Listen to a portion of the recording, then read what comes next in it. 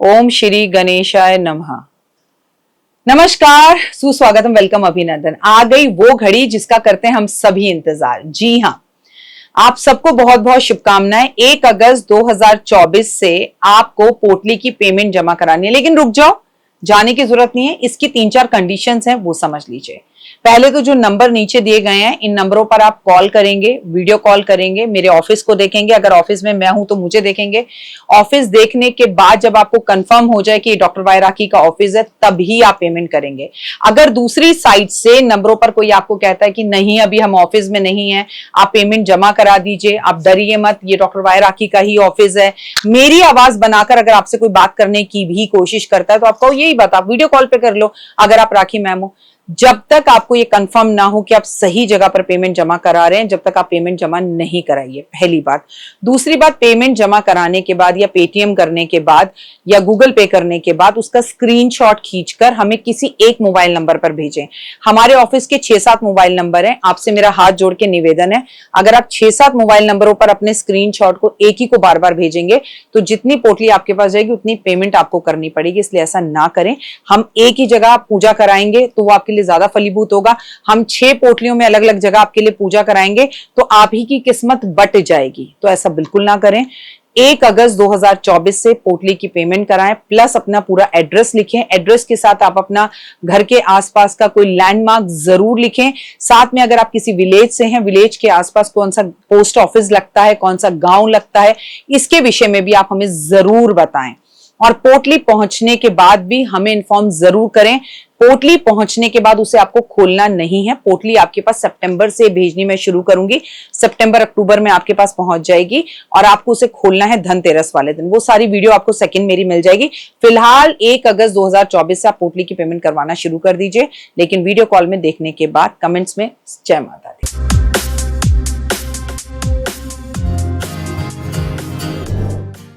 मैं आपसे कृष्ण जी की छठी के बारे में बात करने जा रही हूँ। जब बच्चे के पैदा होने के 6 दिन बाद जो हम मनाते हैं छठी, वो हम कृष्ण जी की मनाते हैं, अक्सर मनाते हैं, अपने बच्चों की भी मनाते हैं। आपने भी अपने बच्चों की बनाई होगी। तो कुछ मुहूर्तों के बारे में आपसे पहले बात कर ली। तो देखिए कितनी खूबसूरत बात है कि 24 अगस्त को बलराम जी का जन्मदिन है, ठीक है, जो कृष्ण जी के बड़े भाई हैं। 26 अगस्त को कृष्ण जन्माष्टमी है, स्वयं कृष्ण जी का जन्मदिन है। और 31 अगस्त को शनिवार है, उस दिन हम छठी मनाएंगे श्री कृष्ण भगवान की। तो देखिए दोनों भाइयों के बीच में जो पैदा होने का मंथ है वो एक ही है। 3 से 4 दिन का फर्क है। एक छठी पर पैदा हुआ है, एक अष्टमी पर पैदा हुआ है, एक भादो की छठी पर पैदा हुआ है कृष्ण पक्ष की, एक भादो की जो है मतलब बलराम जी कृष्ण जी से बड़े थे और कहते हैं कि ये शेष नागी थे और कृष्ण जी की मदद करने के लिए इस रूप में उन्होंने हर वक्त कृष्ण जी के साथ रहने के लिए और उनके काजों को संवारने के लिए ये जन्म लिया था। कितना खूबसूरत है ना अंडरस्टैंडिंग। ऐसे अपने भाइयों के बीच में भी प्यार रखिए, अपने बच्चों के बीच में प्यार रखिए, अंडरस्टैंडिंग रखिए। और जब आपका बच्चा पैदा हो तो उसकी छठी जरूर कीजिए। तो आपके घर में भी अगर छठी का विधान होता है तो जो जो पूजाएं हम आपके बच्चे के पैदा होने पर आपने छठी में की थी, एग्जैक्टली वैसे ही कृष्ण जी की छठी भी मनाई जाती है। इसमें भी कुछ अलग नहीं होता। लेकिन मैं आपको मुहूर्त बता दूं, 31 अगस्त शनिवार का दिन है और शनिवार का दिन है तो हमें शनिदेव के भी कुछ उपाय तो करने होंगे। और कृष्ण जन्माष्टमी सोमवार वाले दिन है, ये अपने आप में बहुत अच्छी बात है। महादेव के दिन इस बार हम कृष्ण जन्माष्टमी मनाएंगे और छठी वाले दिन हम शनिदेव को प्रसन्न करने के लिए भी कृष्ण जी के कुछ उपाय करेंगे, क्योंकि कृष्ण जी के उपाय करने से शनिदेव भी बेहद प्रसन्न होते हैं। कहते हैं कृष्ण छठी के दिन बच्चों श्री कृष्ण भगवान की छठी मनाई जाती है। ये परंपरा बेहद खास निभाई जाती है। कहते हैं कृष्ण भक्त कृष्ण जी की छठी का महत्व इतने धूमधाम से बनाते हैं कि इस दिन कड़ी चावल बनाए जाते हैं। बच्चे के छठे दिन उसको जो है ये रस्म निभाई जाती है घर वालों के द्वारा, जिस दिन उसे पीले कपड़े पहनाए जाते हैं। ये पीले कपड़े उसके लड़की के घर वाले यानी कि मायके से आते हैं। कृष्ण जन्माष्टमी पर भगवान कृष्ण का जब जन्म हुआ, वो लड्डू गोपाल बाल रूप में हमने उनकी पूजा करी।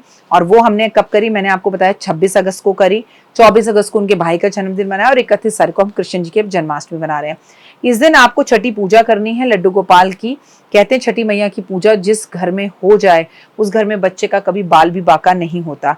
इस छठी का महत्व इतना ज्यादा है कि इस दिन सुबह बच्चे को नहलाकर हल्दी के पानी से उसे पीले कपड़े पहनाए जाते हैं और कन्हैया को जो है कन्हैया के पैदा होने पे घर में कड़ी चावल बनाया जाता है। छठी मैया की मिट्टी से जो है वो कई लोगों मिट्टी की आकृति बनाते हैं, आप कई लोग जो है मूर्ति रख लेते हैं, कई लोग इंटरनेट से तस्वीर निकाल लेते हैं और विधि विधान से कड़ी चावल का भोग उन्हें लगाया जाता है। निसंतान लोग अगर छठी की पूजा करते हैं तो 1 वर्ष के अंदर उनके यहाँ पे संतान की प्राप्ति हो जाती है। इसके अलावा छठी की पूजा करने से आपके बच्चों के ऊपर आई कोई भी बला कभी नहीं आती। आपको कृष्ण जी को इस दिन नहला धुलाकर अच्छा राजा सोना बच्चा बनाकर, पीले कपड़े पहनाकर, पीले पुष्प अर्पण कर कर, पीली मिठाई अर्पण कर कर, पीले फल अर्पण कर कर, कड़ी चावल का बिना लहसुन प्याज के भोग लगाना है। घी उसमें ज़रूर डालना है, उसमें तुलसी के पत्ते अर्पण ज़रूर करने हैं और उसके बाद आपको ये प्रसाद बच्चों को खिलाना है। छोटे छोटे बच्चों के बीच में आज आपको बांसुरी बांटनी है, कड़ी चावल खिलाने हैं और सबसे बड़ी बात, आपको अपने बच्चे की लंबी उम्र के लिए छठी माँ से ये कहना है कि जिस तरह से मैंने छठी का त्यौहार बनाया, आगे मेरा परिवार, मेरा संसार, मेरे बच्चे के भी बच्चे ज़रूर हों और टाइम पर हम छठी बनाएं तो बहुत उत्तम रहेगा। इस दिन स्नान करके स्वच्छ होकर पीले कपड़े आप स्वयं भी पहने, अपने घर के अंदर आज हल्दी का पोछा ज़रूर लगाएं।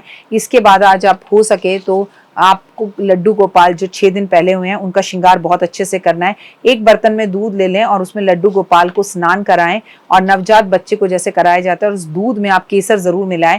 कहते हैं उसके बाद इस दूध के पानी को, जो दूध आपने जिसमें भगवान को स्नान कराया, इसे अपने घर में छिड़काव करें तो इससे बहुत अच्छे फल मिलते हैं। इसके बाद भगवान को चंदन का तिलक जरूर लगाएं और भगवान की आंखों में काजल लगाएं। ऐसा कहते हैं कि आज के दिन भगवान की आंखों में काजल लगाने से शनि अच्छा होता है। उनके समक्ष घी का दीपक जलाएं और भगवान की आरती जरूर करें। क्योंकि आज शनिवार का भी दिन है, शनि मंदिर जाएं, शनि मंदिर पे तेल जरूर चढ़ाएं। सबसे ज्यादा जरूरी आज पीपल के पेड़ पर कड़ी चावल रखकर आना, पितरों के नाम का पीपल के पेड़ पर मीठा चावल अर्पण जरूर करना। पीपल के पेड़ पर आज आप पानी के अंदर कच्चे चावल मिलाकर जो है अर्पण जरूर करें। आज कृष्ण मंदिर में आप झंडे जरूर लगाएं। छोटे छोटे बच्चों में मक्खन मिश्री जरूर बांटें। आज भगवान को मक्खन मिश्री का भी भोग लगाया जाता है। छठी वाले दिन अपने घर के अंदर छठी मैया की पूजा करने से आपके घर का पितृदोष खत्म होता है। किसी को संतान लंबे समय से नहीं हो रही हो वो सही होती है। अगर आपने अपने बच्चे की छठी की पूजा नहीं की थी तो आज आप छठी मैया की पूजा कर कर उनसे माफी मांग सकते हैं।